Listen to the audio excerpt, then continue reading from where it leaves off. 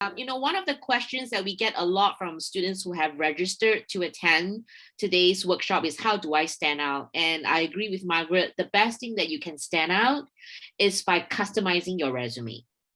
Because that way, if you're able to show very clearly and target your resume, which we're going to go through that in detail, that will be the best way for you to actually stand out because it is unique to you and the recruiter is able to see why you will be great for this position and they would want to call you up for an interview. So I just want to go through this very quickly with regards to the rules, some of the rules that you may want to use that as a reference. Make sure that your resume has a lot of clean space, right? That is attractive and well organized. As Margaret has said earlier, the recruiters don't have a lot of time to go through your resume. They only have 6 seconds at the very most. So you want to make sure that you really connect the dots for them. So make sure your font size is at least 11 to 12 is ideal, not to make it too small. I know you want to cram a lot of stuff, especially for some of you where you have had a lot of experiences ahead of you, but keep it to 11 of 12 so that it's actually visible for them to see. Keep your margins as well, 0.5 top bottom, 0.7 inch left right. Make sure that space top bottom left and right. Use bullets instead of block paragraphs, again because you want to make it so easy for them to read that they just can quickly glance through and they can see that, well, this will be an interesting candidate for them to call up for an interview. Now, one page will be ideal if you can keep it to one page, but no more than 2 pages, right?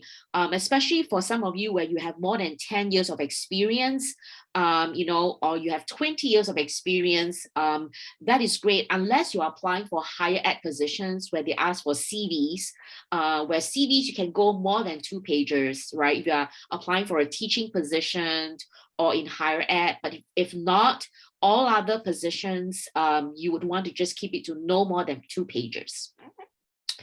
Sections, make sure your sections are clearly identifiable, keep to subhead. So like, for example, if you have a lot of experience in leadership and you know leadership is one of the qualification, then you may just want to create a section under leadership experience and group all your volunteer experience or your work experience under leadership experience, right? If that is something that is relevant, the key thing is sections that are relevant to the qualification of the position. No flashy colors, right?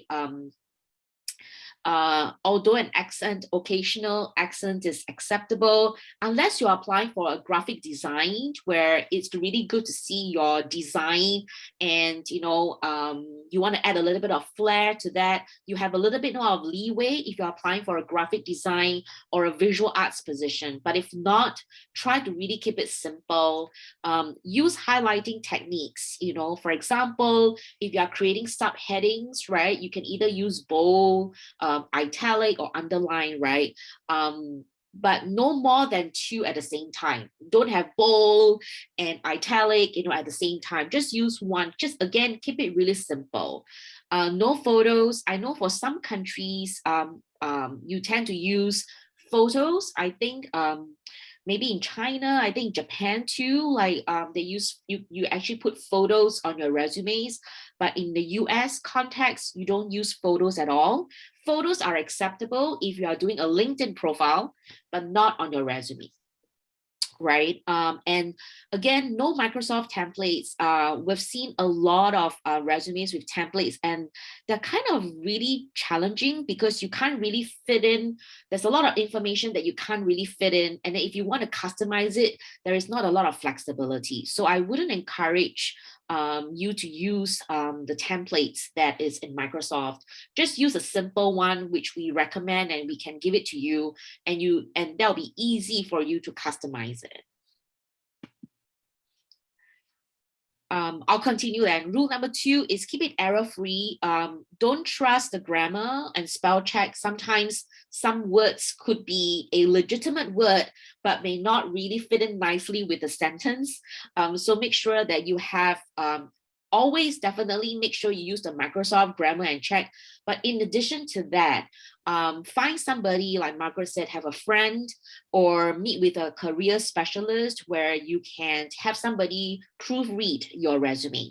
Have at least 3-person proofread, so that you want to make sure that, especially you like, if you are applying for a position that says that one of the qualification is person must be detail oriented or have good good command of the language, right? You really want to make sure you demonstrate that on your resume.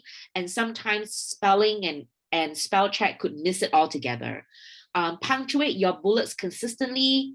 You know, if you have a full stop at the end of each of the bullets, use a full stop. If you don't have a full stop, then don't use a full stop. Make sure you're consistent in your formatting, right? And then hyphen consistency as well. Avoid pronouns, you know, like check your verb sentences for consistency. If it's a past, you know, experience, use past tense. Like Margaret said, you could, for present position, I tend to use present tense for current job and then past tense for previous job. But for present, I think for Margaret, you were saying that for current, you just use past tense. I just put everything in past tense just to keep it simple, but you don't have to. It's optional. You could do present tense for a current. Yeah, and most importantly is your date will just show them if it's a current or a past position.